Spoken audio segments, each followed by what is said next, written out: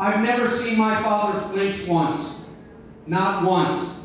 I've seen him stand up to dictators and detractors, pundits and presidents, and not once flinch. I bring you to today. The most important issue of the day, in my mind, and I think in many of yours, is Iraq.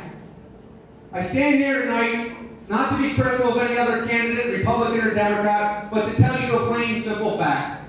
That there's only one person in this race that has a plan, not just to get our troops home, which he will do, but also to make sure that we do not leave chaos behind.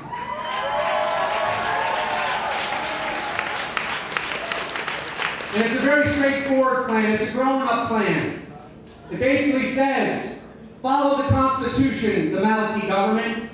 We cannot no longer rely on a central Baghdad government. Have a decentralized system where you have Sunni, Shia, Kurds, autonomous regions, able to govern their own laws on anything from property rights, thank you, I'll take that, from property rights to crime and everything in between. Have a loose confederation in the middle in Baghdad to split the oil revenue and maintain the borders. Because, ladies and gentlemen, if we do what some candidates want to do, and we have great candidates, mark my words and mark my father's words. Not only will more Guard units from Delaware and Iowa be going back, not just in the next generation, but they'll be going back 5, 8, 10 years from now, if we withdraw and leave chaos behind.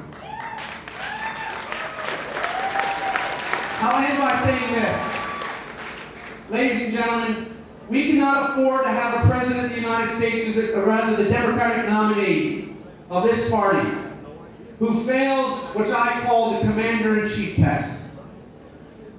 I love John Kerry. I didn't grow up with him. I grew up in Delaware. I voted for him. I worked hard for him. He's a true war hero. But Senator Kerry, unfairly, if we're straight with one another, failed the commander-in-chief test to a person who didn't serve. Before that, our nominee failed the commander-in-chief test, unfairly, both unfairly.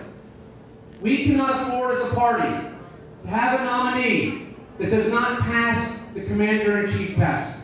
When I tell you about my father, beyond his character, his grit, his determination, what he's done, what he will do, and the planning he has for Iraq, is that from the moment he is sworn in on the south steps of the Capitol and walks down to the White House, and whether he goes to the Oval Office first or to the Situation Room, he will be a person who knows what he's about, knows what he thinks, and knows exactly what he wants to do, and will be smarter than any Secretary of State or Secretary of Defense at the table with him.